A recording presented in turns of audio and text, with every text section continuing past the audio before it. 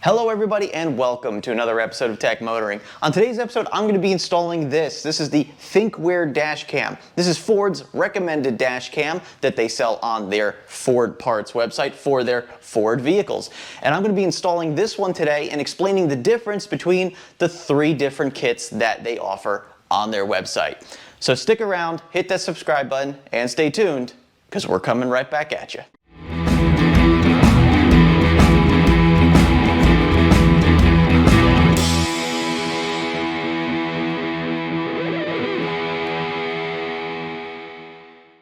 Hey everybody, so before we get into the installation video for the dash cam, I just wanted to throw out a little addendum here for this. So you're going to be seeing that I'm installing this in a Mustang Mach-E.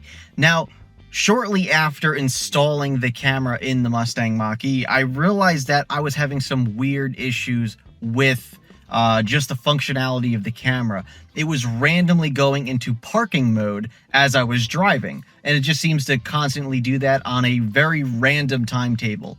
And it turns out that after a little bit of research, I found out that the OBD harness that comes with this kit is actually not compatible with electric vehicles and hybrid vehicles, only gas vehicles. And I don't know why exactly. Obviously, it's just something with the way the OBD communicates out some data, and the camera misreads certain information as the car is parked versus the car is currently being driven. And so you're going to be seeing me installing this in the Mach-E, and I'm still dealing with the problem, but I haven't really figured out a good solution for it yet. In the meantime, you could still install this camera in any vehicle, any Ford vehicle or whatever you choose, and this process will work exactly the same. But I just wanted to throw in this little reminder here that if you're going to be doing this in a electric vehicle or a hybrid, according to the website, you may be having some issues with this functionality of the camera. So just want to throw that out there. It's still an awesome camera. It's an awesome kit. It works very well, but there is that little caveat there about the whole parking mode issue with the camera. But anyway, let's get to the video now so you can take a look at the installation procedure. Now before we dive in, I wanted to go over all the parts that you get in the kit, and so this way we can explain exactly how this is going to look while it's in the car, because this will be a lot easier. So it does come with a quick start guide. This we're not really going to be using during the install because it's going to be kind of useless. But this, however, is the actual Thinkware Dashcam installation instructions for the C, the D, and the E kits that you can buy from Ford. So this is actually 4 pages of, looks like pretty decent, installation instructions with videos. So this is, or excuse me, with pictures. So this way it's going to be a little bit easier for us to do this. Now you can see here, as in the previous video that I mentioned before, this does show the differences between the C kit, the D kit, and the E kit. So once again, the C is just the front dash cam with the OBD2, T harness there, so you can pass through for power. The D kit, which is what we have, is the front and the back camera, and of course the OBD2 kit and the 2.5 millimeter cable that runs from the front camera to the rear camera. And then the E kit is exactly the same as the D, except it doesn't have the long cable that runs from the front of the car to the back of the car. It is just a short cable that you run from this camera to this camera on your windshield. This one faces back towards the cabin, and of course your main dash cam points out the windshield. So besides that instructions, this is what we get in the kit here. So let's start off with this. This is the OBD2 pass-through harness that they give you. So basically what you have to do is relocate the OBD2 port that's currently in your vehicle, which is why they give you this bracket here. So we're going to try to figure out what this is really used for. Obviously it's going to be for hooking up the new side. But basically the old side in the car plugs into that side, and then this is going to be your new OBD2 port, which gets mounted underneath your dashboard. Inline fuse right there, and of course this runs to this right here, which actually runs to this piece right here, which, if we read this, it says a phantom ignition module for CAN bus vehicles, vehicles with stop-start technology. Basically, this is if you have a gas car and it's one of those gas cars that turns off the engine when you come to a stop. That's what this is for. This is what keeps the dash cam from losing power during those events. So anyway, this harness right here has this cable that comes out. This cable goes from your OBD2 port underneath dashboard, hide this cable up, and that goes to your Thinkware dash cam, which goes right into your power port on the top here. So that is what provides power to this without having to plug it into a 12-volt adapter, finding a fuse in your fuse box, something like that. Micro SD card for memory on the Thinkware camera. This is the windshield mount for that. That just snaps right onto this mount right here. And then, of course, this cable that comes out the side is the cable that connects this camera to the back camera. So that cable runs all the way to the back of your car, and that plugs into this camera, which sits in your rear window, which obviously gives you visibility out your rear window and the front window at the exact same time. So what we got to do is get this all set up today, hopefully utilizing these instructions that they give us, and we'll get this done in hopefully just a couple hours. So we'll get back to you in just a little bit as we get to the installation of the car. All right, so it looks like this OBD2 port here is actually just held in by clips, not by screws. So it actually is just as simple as, let's see if I get you closer here. Sorry for the lighting. So it is actually as easy as just pushing these clips back and pushing it through. Let's see if we can do this one-handed. There we go, and that's it. Well, that was easy enough. All right, move on to the next step. Okay, so it looks like the next thing we have to do here is actually just plugging in the harness that we got with our camera and just making sure you plug in the proper side. So one side has the pins in it and the side in the vehicle has the receiving end of that. So there we go. So that plugs in like that, and then it says to use a zip tie, one zip tie that they give you to secure these together. So let's go ahead and do that. And for those of you who just want to get a better look at that, basically all we did was take the zip tie, I put it through the middle of this harness here, put it up around the top, tightened it up a little bit, and that is all there is to that side. All right, next step. Just remember that when you go to trim up the excess thing, don't snip those wires. That would be a really bad day. Remember, we have the clip style because we were able to just pull the clips and push out the OBD2. We don't have the nut and bolt style. So depending on your vehicle, you may have to take some nuts and bolts out and then slide up the connector onto this harness that they give you, or this little plastic, mounting bracket. But it says for the clip-in style mounting system, feed the body of the harness into the dash opening, which the body of the harness is the whole harness that they give you in the kit, and secure connecting to the dash using the included self-tapping screws. Now, I looked at the pictures really close, and it looks like those pictures are not exactly what you get. It looks like you get a slightly different bracket that's already, I don't know, it's different than this though. So what I ended up doing is I ended up just taking that, and just so you could see, just basically snapping it back into the place that it was already in. Now this is for the Mustang Mach-E, so I don't know if it might be different for other vehicles, but that's how mine worked. I just took it, snapped it back in. It was a little tight, but now it's secured in the same exact bracket that the Mach-E comes with. So I don't know what the whole purpose of that other bracket is or what those instructions mean, but that's pretty much how this worked for mine. So if you were able to squeeze these tabs and slide out, you should be able to just pull the new one through and it should secure in the same place. All right, so it looks like the next step is to remove the A-pillar cover here. And it says that depending on your vehicle, you may have 2 bolts that hold this in. Now I don't see anything on the outside here, so it looks like we could probably just pull on this to pull the tabs out.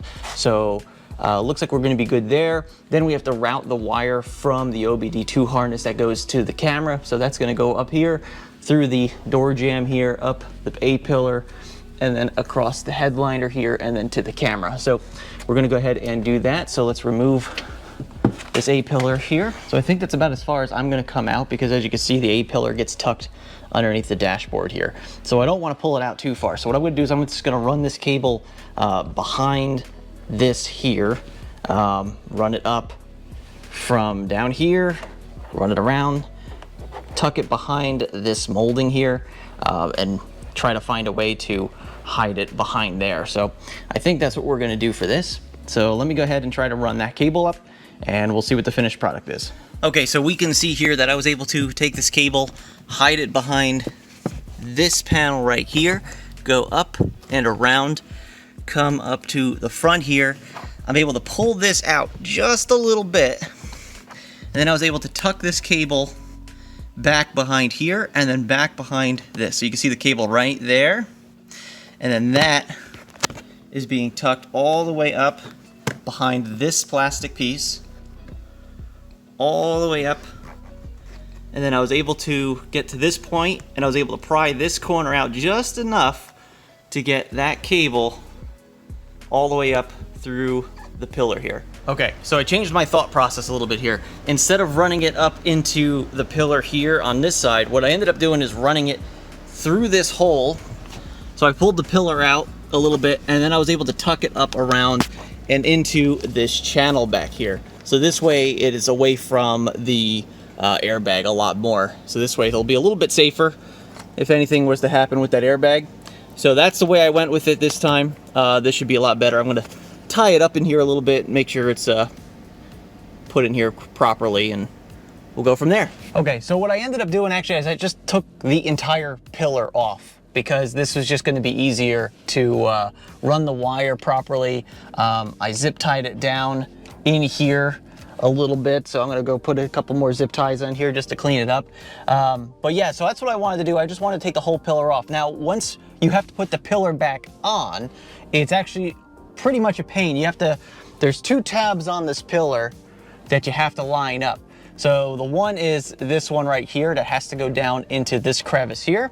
And then this one here, this hole, is from a side piece that has to go back into this hole. So you have to line up these two at the same time in order for this to slide back on properly. The other thing I had to do was I took these plastic clips off of this mounting bracket right here, and I took them out and I put them onto the steel clips that are in here. And the reason I did that was because it looks like it's gonna be a lot easier for me to just to snap this back through these plastics than it is for me to try to wedge that little steel clip back into these, you know, plastic things here. So I'm gonna go ahead and finish working on that, get this all tidied up, and then we're gonna go ahead and try to put this pillar cover back on. So what I ended up doing here, I just made sure that this was flush, make sure that clip was going up into this part of the interior. And then what I did is I just put something small just to hold down this part of the dashboard. So this way that clip would go underneath where it's supposed to. And now I just have to tidy this up and move on to the next step. So we got the pillar cover back onto the side of the car here on the A-pillar. Now we got this cable that we're gonna run. We're gonna tie up whatever excess cable we have. We're gonna tuck it up under here because there seems to be a lot of room. And then we gotta mount the camera to the windshield. So I think the best place to probably put it is probably, you know, right behind the mirror here. And I'll give you a better view of that later once I get this all situated. But I think we're gonna put it right about, what side is the camera on? The camera's on that side, so probably right about there, I think would look pretty good. So let's go ahead and we're gonna alcohol the windshield real quick, and then we're gonna dry it off, take the 3M pad sticker off of the back of this, and then we're gonna mount it up in the windshield. And of course, I'm gonna take the camera off so we don't have any excess weight on that while that seals itself to the windshield. But I think that's where we're gonna go with it. So let's go ahead and get that done. All right, so we got it mounted to the windshield now. We're gonna give that a few minutes to seal itself to the windshield real good before we start hanging the camera from it. Just a little less weight on it to stop trying to pull it from the windshield. That backing, that 3M backing on the adhesive was so hard to get off and separate. It took me like 10 minutes. I had to get a razor blade and pick at it, and what a pain, but got it off. It looks like it is sticking perfectly fine. So let's move on to the next step. Now we're just going to dress up the cable a little bit, tie up what we don't need, hide it up in here, and then we will move on to the next step. So now what we're gonna have to do is run the cable from the dash cam up here, and that's gonna have to run all the way back through up here past the B-pillar all the way to the back of the vehicle. So let me read about this and see what we need to do. All right, so now that we have the big long cable, I just realized now I'm gonna have to run that back through this way again. So I'm probably going to just tie up a little bit up in the front here, because I'm sure we're gonna have a little bit of excess cable here. So I'm gonna probably run a couple of extra inches of cable up in here just to have it, just in case we ever decide to move the camera or anything. Now, keep in mind that this one's labeled front. So that means that the one with the 90-degree end on it is actually your front in this case. The other side, which is just a straight end, that's going to be used on the rear camera. So make sure you identify which is the front and which is the rear side, and then you can start your cable routing up here. And then what we're gonna do is we're just gonna run it up here like we just did this cable, push it through. We're gonna probably pull down this pillar cover just a hair, just to get underneath and up underneath the interior headliner here, and run that all the way back. It's pretty simple. You just got to tuck it underneath the headliner and the plastic covers, so you can just pull them out just enough. Obviously, if you have some of these plastic tools, they're really good for maybe just pushing the cable in just a hair. But yeah, that's pretty much what we're going to be doing for the next few minutes here. So let's get going.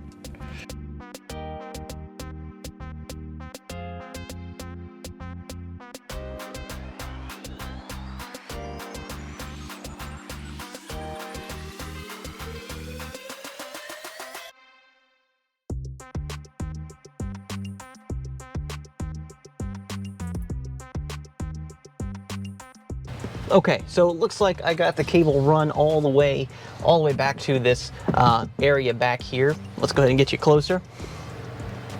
So you can see I have the cable routed all the way over here through this plastic piece right here. And it looks like this might be a good spot to store all the excess cable that I have. So let's go ahead and go to the back, open that up, and see what we're dealing with back there. All right, so ran the cable through the back of the vehicle here.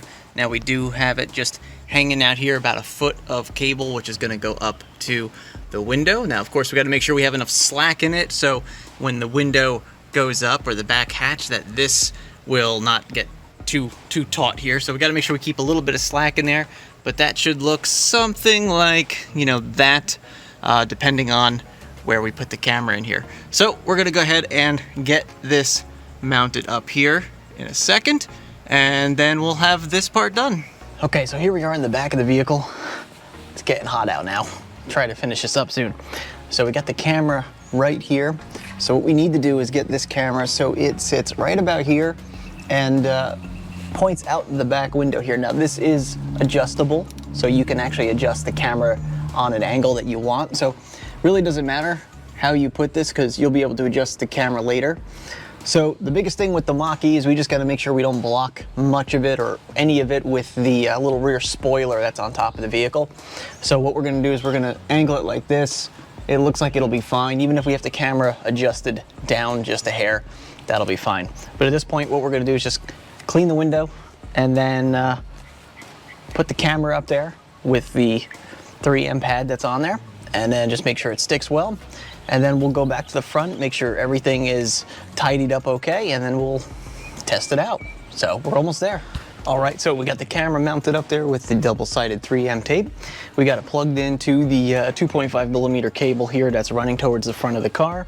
We got a little bit of slack here for when it opens and closes. Now, this is not up as high as it goes either, so if it were to go up a little higher, it still has that couple extra inches of slack in there. So make sure you keep enough slack in the event that your tailgate needs to go higher than this, and we should be good to go. So now when this folds down, this cable should fold down into the car, and I put the cable on the outside of the vehicle here, so this way, you know, it looks a little bit cleaner as opposed to the cable coming out on this side of the camera. Cool, so let's peel the little sticker off of the camera, move back towards the front, and see what we need to finish up there. We just have to take this module, plug it into this that's coming off of the, off of the harness, the OBD2 harness that we installed before. So let me go ahead and do that real quick, because it's hard to do that with one hand.